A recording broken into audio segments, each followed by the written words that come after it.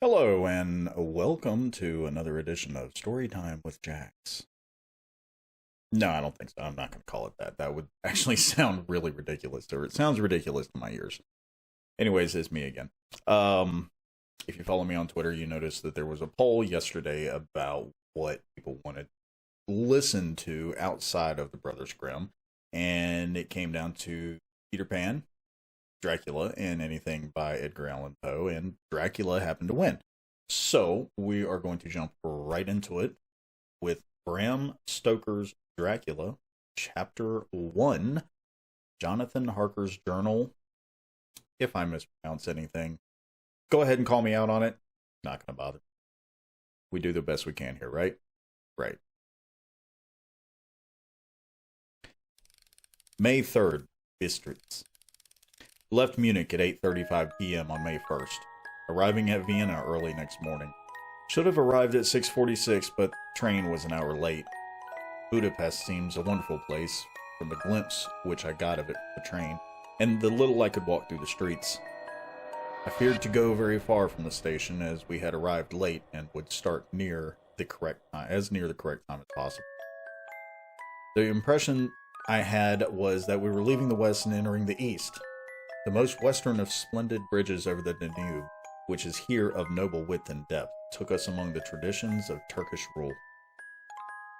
We left in pretty good time and came after nightfall to Klausenburg.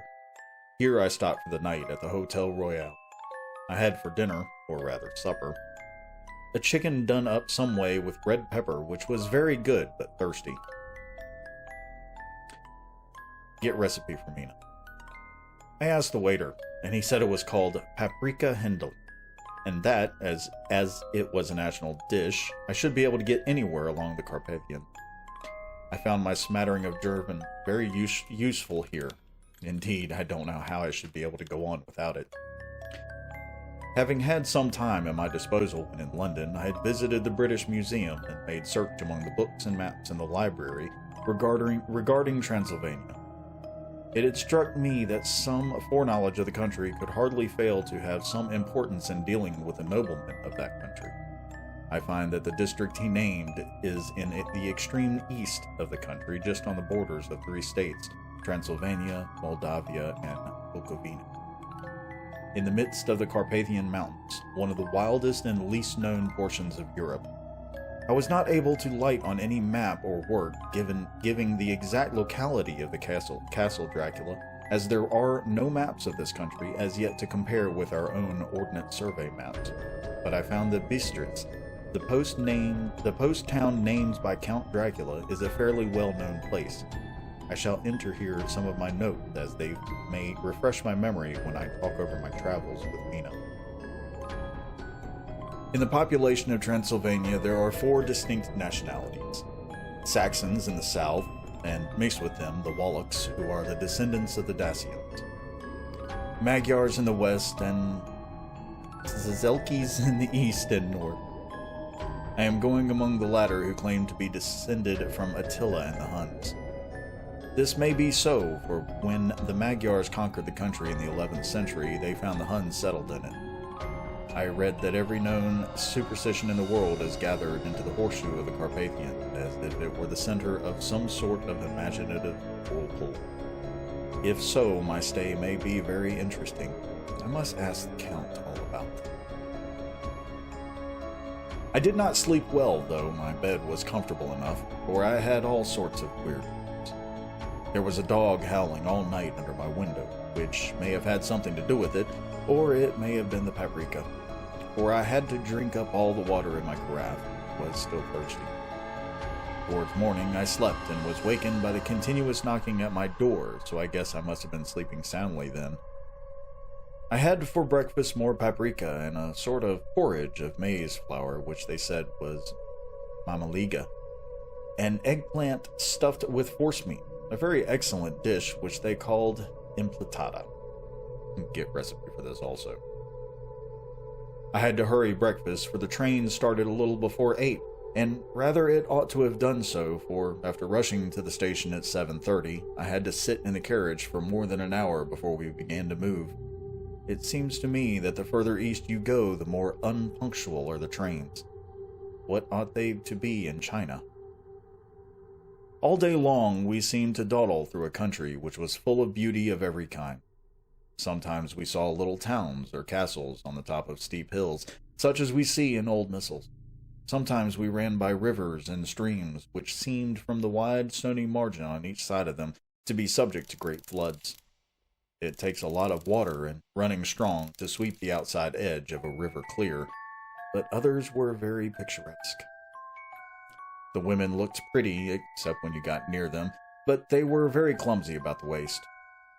They had all full white sleeves of some kind or another, and most of them had big belts with a lot of strips of something fluttering from them like the dresses in a ballet, but of course there were petticoats under them. The strangest figures we saw were the Slovaks, who were more barbarian than the rest with their big cowboy hats and great baggy dirty white trousers, white linen shirts, and enormous heavy leather belts, nearly a foot wide, all studded over with brass nails. They all wore high boots with their trousers tucked into them, and had long black hair and heavy black mustaches. They are very picturesque, but do not look prepossessing. On the stage, they would be set down at once as some oriental band of brigands. They are, however, I am told, very harmless and rather wanting in natural self-assertion. It was on the dark side of twilight when we got to Bistritz, which is a very interesting old place. Being practically on the frontier, for the Borgo Pass leads from it to Bukovina, it has had a very stormy existence, and it certainly shows marks of it. 50 years ago, a series of great fires took place, which made terrible havoc on 5 separate occasions. At the very beginning of the 17th century, it underwent a siege of 3 weeks and lost 13,000 people, the casualties of war proper being assisted by famine and disease. Count Dracula had directed me to go to the Golden Crone Hotel, which I found, to my great delight, to be thoroughly old-fashioned, for of course I wanted to see all I could of the ways of the country. I was evidently expected, for when I got near the door, I faced a cheery-looking elderly woman in the usual peasant dress, white undergarment with a long double apron, front and back, of colored stuff fitting almost too tight for modesty. When I came close, she bowed and said, "The Herr Englishman?" "Yes," I said, "Jonathan Harker." She smiled and gave some message to an elderly man in white shirt sleeves who had followed her to the door. He went, but immediately returned with a letter. "My friend, welcome to the Carpathians. I am anxiously expecting you. Sleep well tonight. At 3 tomorrow, the diligence will start for Bukovina. A place on it is kept for you. At the Borgo Pass, my carriage will await you and will bring you to me. I trust that your journey from London has been a happy one, and that you will enjoy your stay in my beautiful land. Your friend, Dracula." 4th of May. I found that my landlord had got a letter from the Count directing him to secure the best place on the coach for me, but on making inquiries as to the details, he seemed somewhat reticent and pretended that he could not understand my German. This could not be true, because up to then he had understood it perfectly. At least he answered my questions exactly as if he did. He and his wife, the old lady who had received me, looked at each other in a frightened sort of way. He mumbled out that the money had been sent in a letter, and that was all he knew. When I asked him if he knew Count Dracula, and could tell me anything of his castle, both he and his wife crossed themselves, and, saying that they knew nothing at all, simply refused to speak further. It was so near the time of starting that I had no time to ask anyone else, for it was all very mysterious and not by any means comforting. Just before I was leaving, the old lady came up to my room and said, in a very hysterical way, "Must you go? Oh, young Herr, must you go?" She was in such an excited state that she seemed to have lost her grip of what German she knew, mixed it all up with some other language I did not know at all. I was just able to follow her by asking many questions. When I told her that I must go at once and that I was engaged on important business, she asked again, "Do you know what day it is?" I answered that it was the 4th of May. She shook her head as she said again, "Oh yes, I know that, but do you know what day it is?" On my saying that I did not understand, she went on. It is the eve of St. George's Day. Do you not know that tonight, when the clock strikes midnight, all the evil things in the world will have full sway? Do you know where you are going and what you are going to? She was in such evident distress that I tried to comfort her, but without effect. Finally, she went down on her knees and implored me not to go, at least to wait a day or two before starting. It was all very ridiculous, but I did not feel comfortable. However, there was business to be done, and I could allow nothing to interfere with it. I therefore tried to raise her up and said, as gravely as I could, that I thanked her, that my duty was imperative, and that I must go. She then rose and dried her eyes, and taking a crucifix from her neck, offered it to me. I did not know what to do, for, as an English churchman, I have been taught to regard such things as, in some measure, idolatrous, and yet it seemed so ungracious to refuse an old lady meaning so well and in such a state of mind. She saw, I suppose, the doubt in my face, for she put the rosary round my neck and said, "For your mother's sake," and went out of the room. I am writing up this part in the diary whilst I am waiting for the coach, which is of course late, and the crucifix is still round my neck. Whether it is the old lady's fear or the many ghostly traditions of this place or the crucifix itself, I do not know, but I am not feeling nearly as easy in my mind as usual. If this book should ever reach Mina before I do, let it bring my goodbye. Here comes the coach. The Castle, 5th of May. The gray of the morning has passed, and the sun is high over the distant horizon, which seems jagged, whether with trees or hills I know not. For it is so off that big things and little are mixed. I am not sleepy, and as I am not to be called till I awake naturally, I write till sleep comes. There are many odd things to put down, and lest who reads them may fancy that I dined too well before I left Bistritz, let me put down my dinner exactly. I dined on what they called robber steak, bits of bacon, onion, and beef, seasoned with red pepper and strung on sticks and roasted over the fire, simple style of London's catsmeat. The wine was golden mediash, which produces a queer sting on the tongue, which is, however, not disagreeable. I had only a couple of glasses of this and nothing else. When I got on the coach, the driver had not taken his seat, and I saw him talking with the landlady. They were evidently talking of me, for every now and then they looked at me, and some of the people who were sitting on the bench outside the door, which they call by a name meaning word bearer, came and listened and then looked at me, most of them pityingly. I could hear a lot of words often repeated, queer words, for there were many nationalities in the crowd, so I quietly got my polyglot dictionary from my bag and looked them out. I must say they were not cheering me, for amongst them were Ordog, Satan, Pokal, Hell, Yergoika, Witch, Rolak, and Volkoslak, both of which mean the same thing, one being Slovak and the other being Serbian for something that is either werewolf or vampire. I must ask the Count about these superstitions. When we started, the crowd round the inn door, which had by this time swelled to a considerable size, all made the sign of the cross and pointed 2 fingers towards me.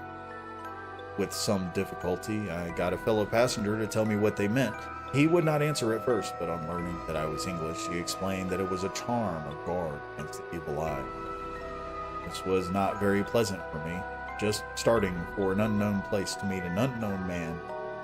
Everyone seemed so kind-hearted and so sorrowful, so sympathetic that I could not but be touched.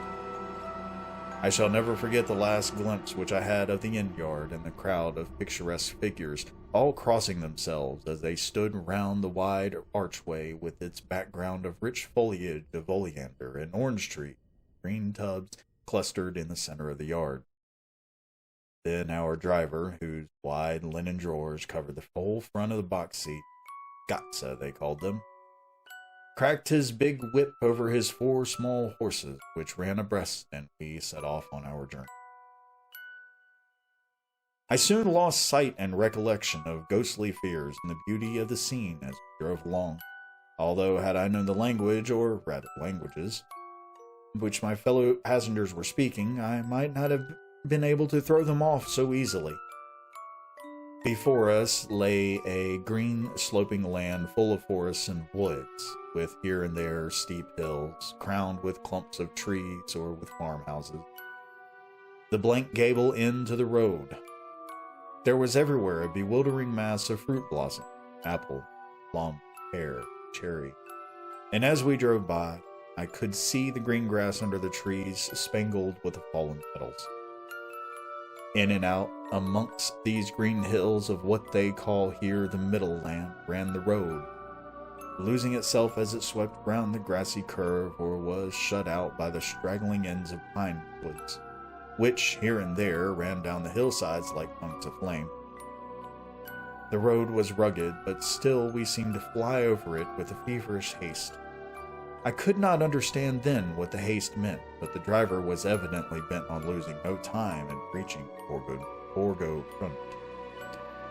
I was told that this road is in summertime excellent, but that it had not yet been put in order after the winter snow.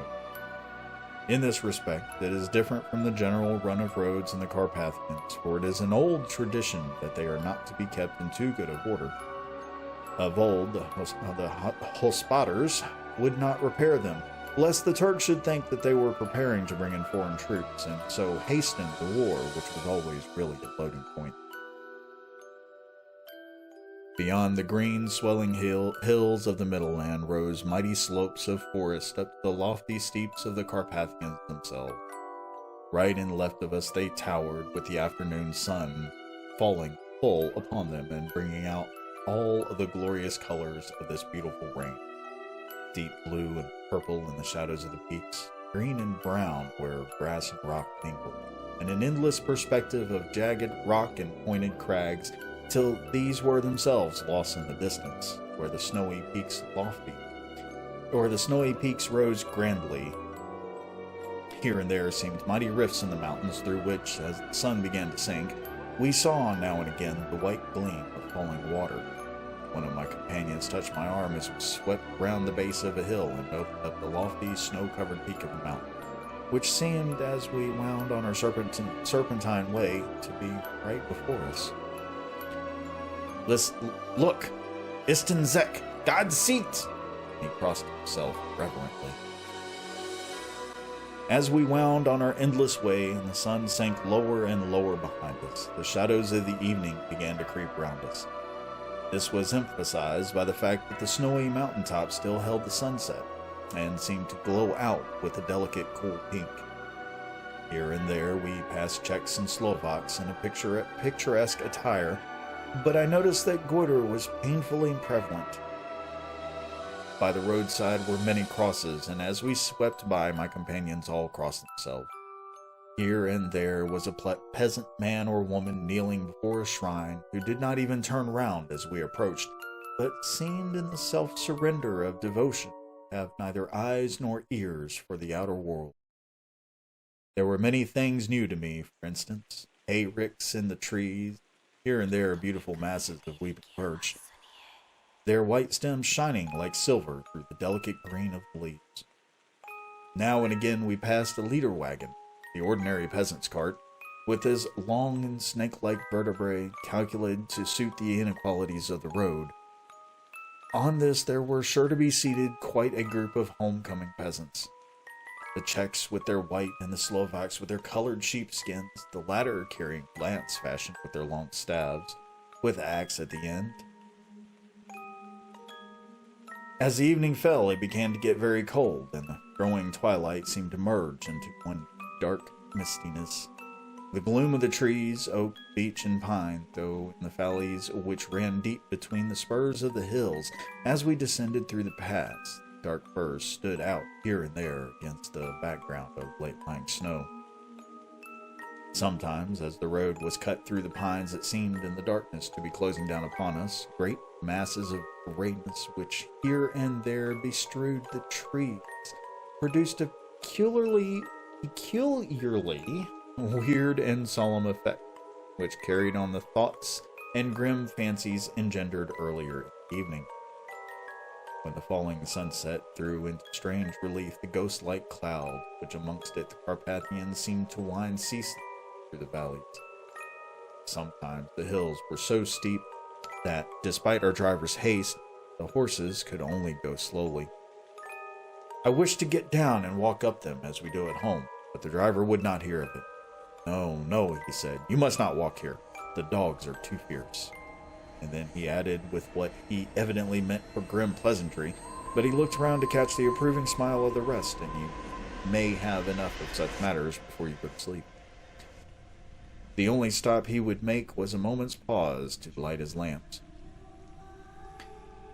When it grew dark, there seemed to be some excitement among the passengers, and they kept speaking to him, one after the other, as though urging him to further speed. He lashed the horses unmercifully with his long whip, and with wild cries of encouragement urged them on to further exertions. Then, through the darkness, I could see a sort of patch of gray light ahead of us, as though there were a cleft in the hills. The excitement of the passengers grew greater. The crazy coach rocked on its great leather springs and swayed like a boat tossed on a stormy sea. I had to hold on. The road grew more level, and we appeared to fly along. Then the mountains seemed to come nearer to us on each side and frown down upon us. We were entering on the Borgo Pass.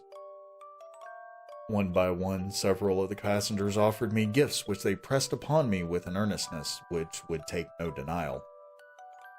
These were certainly of an odd and varied kind, but each one was given in good faith with a kindly word, a blessing, a strange mixture of fear-meaning movements, which I had seen outside the hotel at Bistritz. The sign of the cross and the guard against the evil eye. Then, as we flew along, the driver leaned forward, and on each side the passengers, craning over the edge of the coach, peered eagerly in the darkness. It was evident that something exciting was either happening or expected, but though I asked each passenger, no one would give me the slightest explanation. This state of excitement kept on for some little time, and at last we saw before us the pass opening out on the eastern side. There were dark rolling clouds overhead, and in the air the heavy, oppressive sense of thunder. It seemed as though the mountain range had separated two atmospheres. Now that we had got into the thunderous one, I was now myself looking out for the conveyance which was to take me to the Count. For each moment I expected to see the glare of lamps through the blackness, but all was dark. The only light was the flickering rays of our own disappointment. I was already thinking what I had best do when the driver, looking at his watch, said to the others something which I could hardly hear. It was spoken so quietly in so low a tone. I thought it was an hour less than the time. And then turning to me, he said in German, worse than my own, "There is no carriage here. The heir is not expected at all. He will now come to Bukovina and return tomorrow or the next day. Better the next day." Whilst he was speaking, the horses began to neigh and snort and plunge wildly, so that the driver had to hold them up. Then, amongst a chorus of screams from the peasants and the universal crossing of themselves, a caleche with 4 horses drove up behind us, overtook us, and drew up beside the coach. I could see from the flash of 4 lamps, as the rays fell on them, that the horses were coal-black and splendid animals. They were driven by a tall man with a long brown beard and a great black hat, which seemed to hide his face from me. I could only see the gleam of a very bright pair of eyes, which seemed red in lamplight, as he turned. He said to the driver, "You are early tonight, my friend," to which the stranger replied. I'm sorry. "You are early tonight, my friend," the man stammered in reply. "The English heir was in a hurry," to which the stranger replied. "That is why, I suppose, you wished him to go to Bukovina. You cannot deceive me, my friend. I know too much, and my horses are swift." As he spoke, he smiled, and the lamplight fell on a hard-looking mouth with very red lips and sharp-looking teeth as white as ivory. One of my companions whispered to another the line from Berger's Lenore. Den die Toten reiten schnell, for the dead travel fast. The strange driver evidently heard the words, for he looked up with a gleaming smile. The passenger turned his face away, at the same time putting his 2 fingers and crossing himself. Give me the heir's luggage, said the driver, and with exceeding alacrity, my bags were handed out and put in the caleche. Then I descended from the side of the coach as the caleche was closed again, the driver helping me with a hand which caught my arm in a grip of steel. His strength must have been prodigious. Without a word, he shook the reins, the horses turned, and we swept into the darkness of the pass. As I looked back, I saw the steam from the horses of the coach by the light of the lamps, and projected against it the figures of my late companions, crossing themselves. Then the driver cracked his whip and called to his horses, and off they swept on their way to Bukovina. As they sank into the darkness, I felt a strange chill, and a lonely feeling came over me. But a cloak was thrown over my shoulders, and a rug across my knee. The driver said in excellent German, The night is chill, mine Herr, and my master, the Count, bade me take all care of it. There is a flask of Slivovitz, the plum brandy of the country, underneath the seat, if you should require it. I did not take any, but it was a comfort to know it was there all the same. I felt a little strangely, and not a little frightened. I think, had there been any alternative, I should have taken it, instead of prosecuting that unknown night journey. The carriage went at a hard pace straight along, and we made a complete turn and went along another straight road. It seemed to me we were simply going over and over the same ground again, so I took note of some salient point and found that this was so. I would have liked to have asked the driver what this all meant, but I really feared to do so, for I thought that, placed as I was, any protest would have had no effect in case there had been intention to delay. By and by, however, as I was curious to know how time was passing, I struck a match, and its flame looked at my watch. It was within a few minutes of midnight. This gave me a sort of shock, for I suppose a general superstition about midnight was increased by my recent experiences. I waited with a sick feeling of suspense. Then a dog began to howl somewhere in a farmhouse far down the road, a long, agonized wailing, as if from fear. The sound was taken up by another dog, then another and another, till, borne on the wind which now sighed softly through the pass, a wild howling began, which seemed to come from all over the country, as far as the imagination could grasp it through the gloom of the night. At the first howl, the horses began to strain in fear and rear, but the driver spoke to them soothingly, and they quieted down, but shivered and sweated as though after a runaway from a sudden fright. Then, far off in the distance, from the mountains on each side of us began a louder and sharper howling. That of wolves, which affected both the horses and myself in the same way, for I was minded to jump from the caleche and run, whilst they reared again and plunged madly, so that the driver had to use all his strength to keep them from bolting. In a few minutes, however, my own ears got accustomed to the sound, and the horses so far became quiet that the driver was able to descend and to stand before them. He petted and soothed them and whispered something in their ears, as I have heard many of the horse tamers doing, and with extraordinary effort, for under his caress they became quite manageable again, though they still trembled. The driver again took his seat and, shaking his reins, started off at a great pace. This time, after going to the far side of the pass, he suddenly turned down a narrow roadway which ran sharply to the right. Soon we were hemmed in with trees, which in places arched right over the roadway till we passed as through a tunnel, and again great frowning socks guarded us boldly on either side. Though we were in shelter, we could hear the rising wind, for it moaned and whistled through the rocks, and the branches of the trees crashed together as we swept along. It grew colder and colder still. Fine powdery snow began to fall, so that soon we and all around us were covered with a white blanket. The keen wind was still carrying the howling of the dogs, though that grew fainter as we went on our way. But I could not see anything through the darkness. Suddenly, away on our left, I saw a faint flickering blue flame. The driver saw it at the same moment.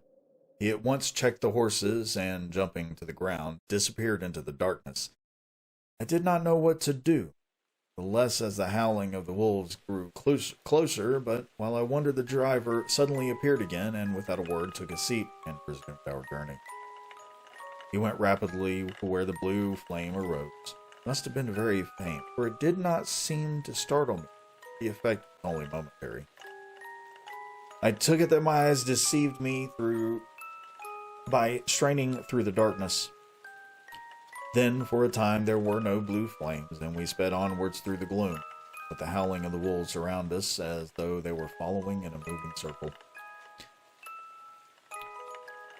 At last there came a time when the driver went further afield than he had yet gone, and during his absence, the horses began to tremble worse than ever, to snort and scream with fright. I could not see any cause for it, for the howling of the wolves had ceased altogether. But just then the moon, sailing through the black clouds, appeared behind the jagged crest of a beetling, pine-clad rock, and by its light I saw around us a ring of wolves, with white teeth and lolling red tongues, with long sinewy limbs and shaggy hair. They were 100 times more terrible in the grim silence which held them than even when they howled. For myself, I felt a sort of paralysis of fear. It is only when a man feels himself face to face with such horrors that he can understand their true import. All at once the wolves began to howl, as though the moonlight had some peculiar effect on them. The horses jumped about and reared and looked helplessly round with eyes that rolled in a way painful to see. But the living ring of terror encompassed them on every side, and they had perforce to remain within it. I called to the coachman to come, for it seemed to me that our only chance was to try to break out through the ring, and to aid his approach. I shouted and beat the side of the caleche, hoping by the noise to scare the wolves from that side, so as to give him a chance of reaching the trap. How he came there I know not, but I heard his voice raised in a tone of imperious command, and looking toward the sound, I saw him stand in the roadway. As he swept his long arms as though brushing aside some impalpable obstacle, the wolves fell back and back further still. Just then a heavy cloud passed across the face of the moon, so that we were again in darkness. When I could see again, the driver was climbing into the caleche, and the wolves had disappeared. This was all so strange and uncanny that a dreadful fear came upon me, as if I were afraid to speak or more. The time seemed interminable as we swept on our way, now in almost complete darkness, for the rolling clouds obscured the moon. We kept on ascending, with occasional perks of quick descent, but the main always ascending. Suddenly, I came conscious of the fact that the driver was in the act of pulling up the horses in the courtyard of a vast ruined castle. And from those tall black windows came no ray of light, and whose broken battlements showed a jagged line against the moonlit sky. And that is chapter 1 of Bram Stoker's Dracula. I am actually going to have to go back and edit some parts out because, to be completely honest, I've got a headache, I've got some congestion going on, and it is actually causing me to, stumble here, get stuck on spots. But anyways, keep this short. If you enjoyed what you saw here, what you heard here today, don't forget to like and subscribe. Thank you guys for giving us a listen, and I will definitely catch you another time. Y'all have a great day.